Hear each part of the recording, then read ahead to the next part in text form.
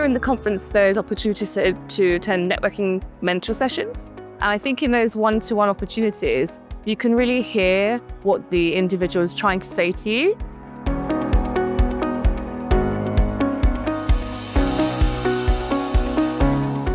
If you have that chance to be heard and have that individual advice, that's pretty unique. And you will not find that opportunity in many places. ESCRS can be very intimidating because there's loads of big names of ophthalmology all around the world. And if you're a resident or new in the field and don't have many connections, it can be a lot.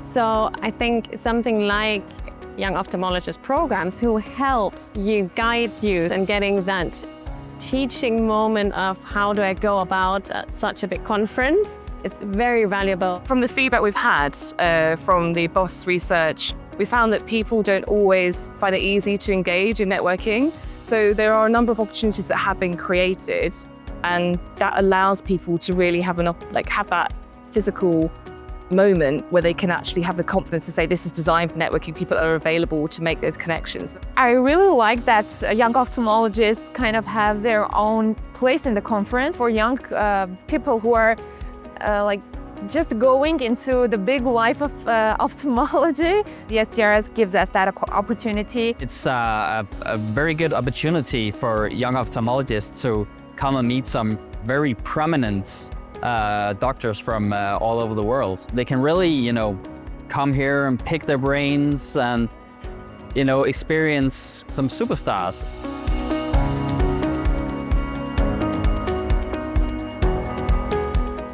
I have attended the speed mentorship program here, and I have met some wonderful people, especially my mentors, Artemis Matsu, Arthur Cummings, Bjorn Bachmann. They gave me great advices as a student who is still trying to decide into a specialty.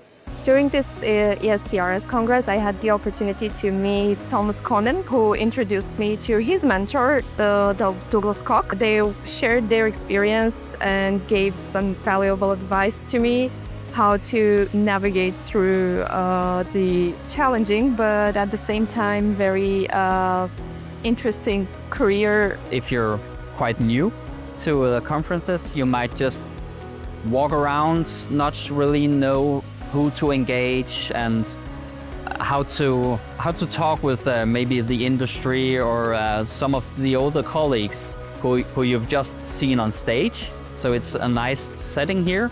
Just come, have a cup of coffee, and then sit with one of your idols and talk about your career, talk about your social life, life at home. How do you balance a career and a private life?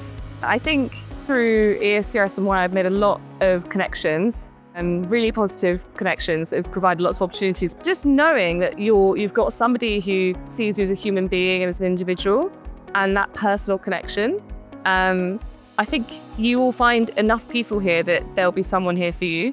Put yourself out there. Don't be by yourself and try to do everything by yourself, because that's why they have these networking connections. And I think that's the most valuable thing I got out of them. And it's friendships coming out of it. You never lose these connections, because no matter in which situations you are, it's actually that what you fall back on. Being a young ophthalmologist is not only, going to your first big conference.